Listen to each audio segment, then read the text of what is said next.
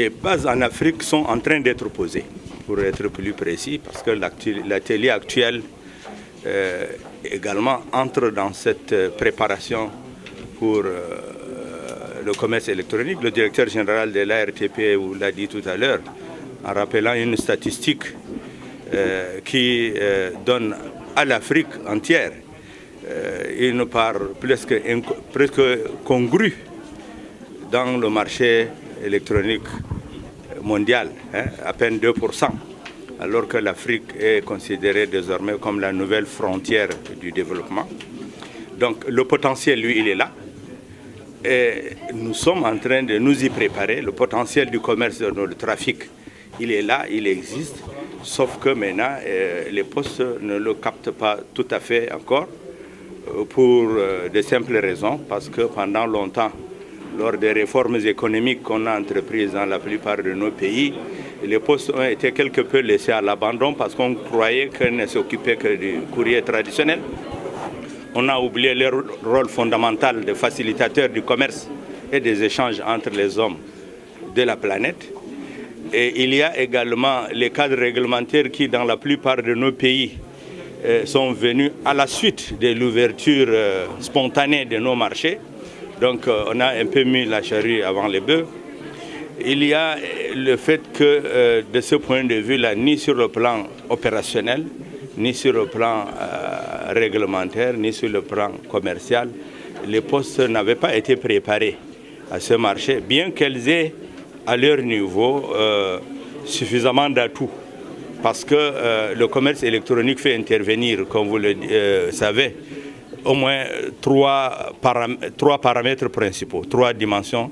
Parce que qui dit commerce dit achat et vente, ça veut dire qu'il y a des opérations de paiement. Et il fait intervenir également une chaîne logistique pour le transport et la livraison. Et on l'appelle électronique parce qu'il fait intervenir l'outil numérique qui substitue quelque peu parfois les bulletins de commande qu'on faisait à l'époque par la poste lettre.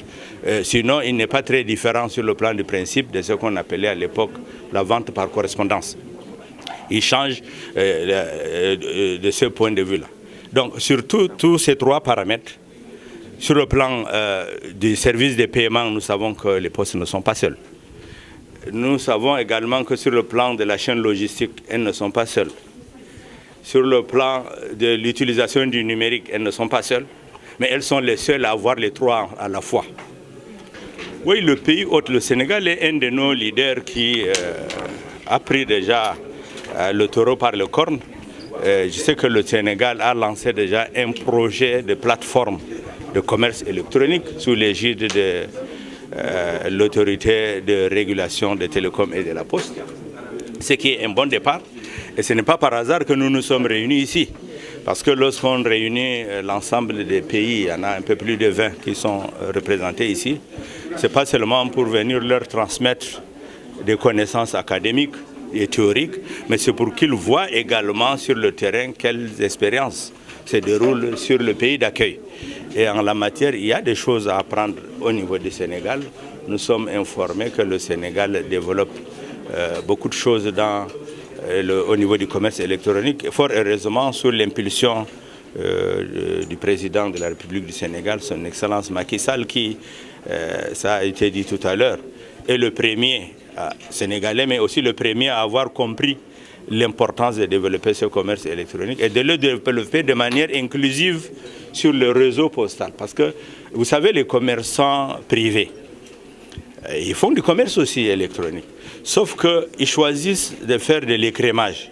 Ils se positionnent sur les segments porteurs, ça veut dire que les charges d'exploitation sont faibles, mais les profits sont importants. Mais les postes ont également cette spécificité d'être un service public. Et en tant que tel, c'est un service qui doit être offert à l'ensemble des citoyens, où qu'ils se trouvent territorialement, quelle que soit la taille de leur porte-monnaie. Et le service doit être offert de manière pérenne, sécurisée et à moindre coût, de bonne qualité. Et ça, il faut que ça bénéficie de l'onction de la plus haute autorité de l'État, ce qui est le cas ici au Sénégal. Technologiquement, est-ce qu'on prend